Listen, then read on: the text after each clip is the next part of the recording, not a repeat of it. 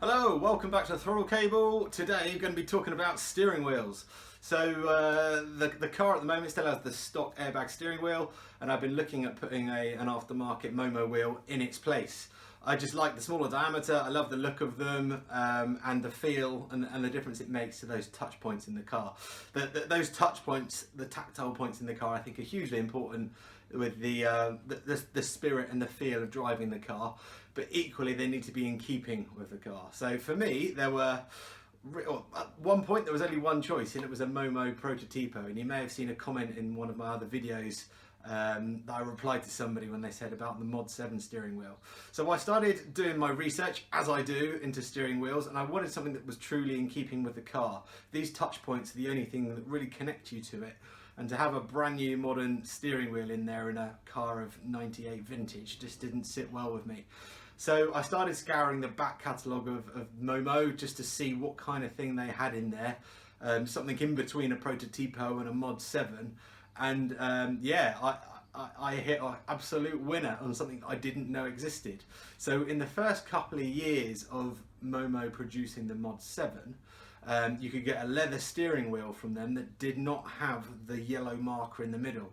And I know lots of people like it, but for me, it was just a bit too much in the centre of the car there, a bit, I want to say, garish, and not in keeping with the rest of the interior of my car.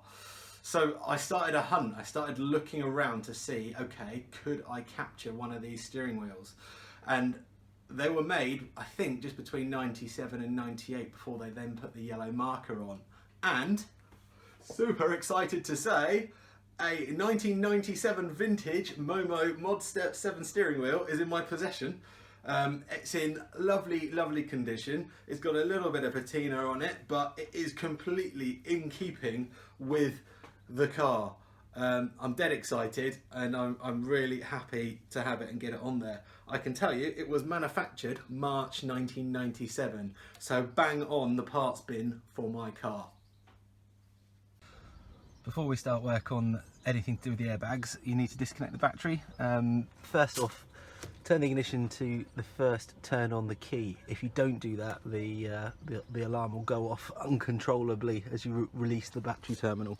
As long as you've got it on the first click, it should be absolutely fine when you take it off. So there we go, no alarm. So I've left the car for about 50 minutes actually with the battery disconnected. As a minimum, I've read that you should leave it for 20 minutes, and that's just so any power within the airbag can discharge. I mean, let's remember this is actually an explosive device, so you don't want to be messing around with it. The longer you can leave it disconnected, clearly that's the better. Once that's all powered off, to get this airbag out, if you look behind, there's two little holes on the back of the steering wheel, and there are apparently a couple of Torx screws in there, and I've been told they are 30mm Torx, so I'm just going to give that a go and see if I can get it removed.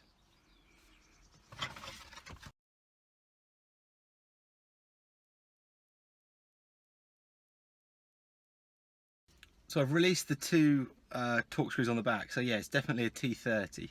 The one thing I had to do was actually get my spanner on the side of this wearer torque, just to give it a bit more torque on the Torx screw. They're super duper tight. I'm guessing there's some sort of Loctite on there, so I'm just going to try and remove the airbag. Okay, there we go. And get the clip off. Before we release the wheel, we've got three cables we need to take off. So we've got the cable that goes in the back of the airbag, and that is on a little spring clip in here, which just pulls outwards. Then you've got these two cables which are on tabs that I've loosened, which you can then just remove. And then at that point, we just need to get on the socket and remove the wheel itself. I'm using a little paint pen just to mark the dead ahead centre of the steering wheel on the nut and on the spline here, just so that I know exactly where it is if I want to swap the wheel back. So 24mm socket on an extension, and then wrench to see how, I don't know how tight this is, but let's give it a go. Not that bad, not that bad at all. I've just literally held the steering wheel with my knees whilst I've put a bit of force to untorque that nut, so you don't need that much. I've heard some people say put it against the steering lock, but I'd rather not force things against things like locks if I can help it. My knees will do the job nicely. Let's get the wheel off. Wheel is now off, came out nice and easy. So I'm looking at the clock spring now. Clock spring is the next part to come out, which I believe is a pretty straightforward, just undo 2 screws and off she comes. So I'm going to give that a quick go now. To help remove this clock spring, there's a few things we need to do. So we need to release 4 screws in the front of this cowling. They're just Phillips. Then round the side of the cowling there are 2 Torx that we have to release as well. So that Torx on the side is a 10. And then yeah, just the screws on the front, which are just, you know, your stereotypical Phillips head. So once that's out, you can then start to lift the cowling away and then see where this cabling is routing. And back under there, we can see these red ones down here is where we need to be to start releasing this cabling for the clock spring. So with all the screws removed, you can start to remove the clock spring up and out of the way. Just get this wiring loom up, which is clipped under here, just move that out of the way, and then you can pull up these the 2 clips for the airbag and the horn contacts. So we're just going to get that sorted now. With the clock spring out of the car, I can now start to look at the cabling and what I need to do. I've actually bought a second clock spring because I'm going to reutilise these connectors and the cabling on it just to keep it as, if you like, the new install was factory tight as I can, but also so I can revert it. I've got another one of these clock springs. So I'm going to have to chop off these cables and create my 2 new lines for the car. So for the horn, I'm going to need to, as I say, populate that plug. So I've ordered the right adapter for that from Porsche. And for the airbag, I'm going to have to solder in line a resistor, and I've gone for a 3 ohm resistor to make the car essentially see an airbag, so I don't have the airbag warning light, and it keeps the rest of the system functioning as it should. Did quite a lot of research on the resistors, and I now have enough resistors to sink a battleship for that matter, because that's how they're sold. But I've seen various iterations of this done with 2.7 ohm, 2.8 ohm, 3 ohm, 3 ohm plus. And there seems to be a failure of quite a few people that have done 2.8 ohm and 2.7 ohm resistors for it to kill the airbag warning light off. So I've gone for a 3 ohm because I've only seen success by using that. I've also got my own durometric, so if the airbag light comes on for any reason, I can reset it and see if this little trick has worked. To wrap up all of these parts, I've also got some heat shrink tubing so that I can make a nice clean job of it, and it's got adhesive on the inside of this tubing as well, so when you shrink it, it will give extra strength to the parts of cabling that have got this resistor in line, and also where I extend and attach the horn line. Yeah, outside of that, these cables aren't under load, they're in a fixed position. The resistor will give off a bit of heat, but of course it's not in a closed off area. It'll be able to disperse any of the small amount of heat it may give. So yeah, I'm going to try and make those up now. Here's my made up horn cable. So I've just crimped on the end the bullet connector that's needed to get into the back of the socket. So the live cable is the one with the white stripe down it.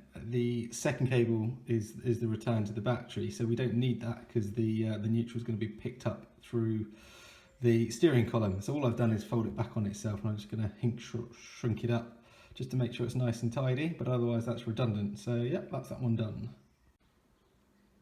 This is the airbag resistor made up, so it's just a loop, resistors in line. I'm going to quickly test it in the car to make sure it's working nicely before I shrink the heat shrink wrap over the top of it. Airbag line is tested and working well, so there it is, shrinked and ready to go back in the car full term. Woo-hoo. For the horn to make contact, we need this copper brush spring, and that goes through this little hole here and clips in. But on the back side of this, where you've got the connector block, if I pull the connector block out, you can see that this pin at the top isn't populated like all of these. So the next task is to open up this block and wire in a connector from the horn onto this block to make sure we've got our circuit. If you've got your own multimeter, this is quite quite straightforward to test which is the live. So all I've done is taken one leg of the multimeter and put it on the door of the chassis, so it's got the neutral from the chassis, and then on the plug at the top you can then just check the two and see which gives you the feed. I mean, I know which one it is, but just to show you for reference, so here we go, the one with the white line on it, you'll see that it then triggers the circuit. If I try the one that's the neutral, you'll see that I'll get nothing. So yeah, nice way of checking, and you can also then use this to make sure you've got continuity of your circuit as you come through to the hub. So proper test fit now. I've got the airbag connector on, and I've got the horn connector on. I need to populate my pin into the plug, into the top pin, and then I'm gonna put it all back together. I'm not gonna put all the casing on and everything. I'm just gonna put it back together and just check that everything's working as I would expect. And then once I know it's all working, it's just a matter then of finishing everything off. Just to show you a close-up, so there's pin 71 populated now, so I can now shut back up this casing and plug that on the back again of the steering column back onto the pins. There's my new pin at the top, and that should be my live connection for the horn. This is everything back in place, so the defeat for the airbag on the horn on top, they go nicely neatly back into their little cubby hole down the bottom. I've got my two bits of cabling which have folded back over on themselves, which is my resistor and that spare cable, and I've got my new pin populated up on the top of this plug here. So all the wiring is now complete. I know it's tight in there to see, but you can see the brown cable going in the back of that plug. And you can see my my looped over cables there. So one is the empty neutral line, and the other is my resistor line.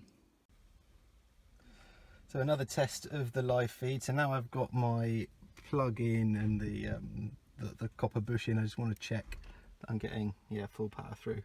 So there you go. I know there is a feed coming to this contact now. So move on to the next step. So on the back of the actual Boss itself, this is where we fit the copper ring. The copper ring is simply just a band with a cable coming off of it, which carries that positive feed from this this copper brush plate all the way to the horn button, so that when you press the horn button, that live feed is plugged in the back of the horn button, and it makes a circuit with the neutral running through the shaft of the steering column, and that is how your horn goes beep beep. So hopefully we can get that to work nice.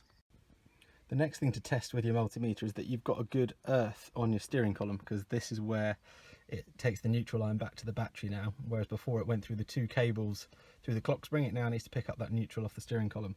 So again, with the multimeter plugged in, I've got still the neutral on that doorstop. I can just double check, and there you go, as I touch and release and touch my Boss, which I've just placed on here to check, I've got a very good neutral, it seems, coming through the steering column, which is good. So a bit of fault finding. I've come across a bit of a challenge here, in that I think my copper slip ring behind here isn't making good and proper contact. The reason I know that is because at the moment my my positive is coming through and touching the hub, which is what I need to make my circuit to make the horn go. And if I turn my steering wheel ever so slightly, off goes the horn.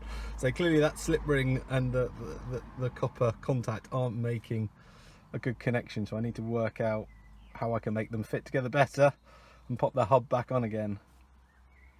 So with the Momo hub in place, there's a couple of things I noticed that could be improved. First of which was that I noticed that the old connection onto this plate, some of the threads were broken. So all I've done is trim this back slightly, and I'm going to resolder on a fresh contact, because how that came out of the factory wasn't very good. The second thing I noticed that was on the back of this Boss here, there's essentially a carrier where the plastic ring sits, and there's 4 little ridges that's around here, and it made the plastic not sit quite right. So I've actually just put the 4 grooves in the place where those ridges are, so it's nice and secure.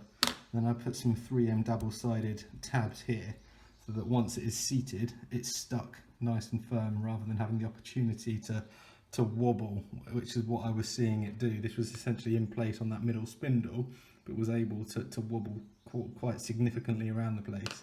These tabs will still allow for some movement, because there's essentially 2 bits of foam on top of one another, bringing it up to the right level of this collar.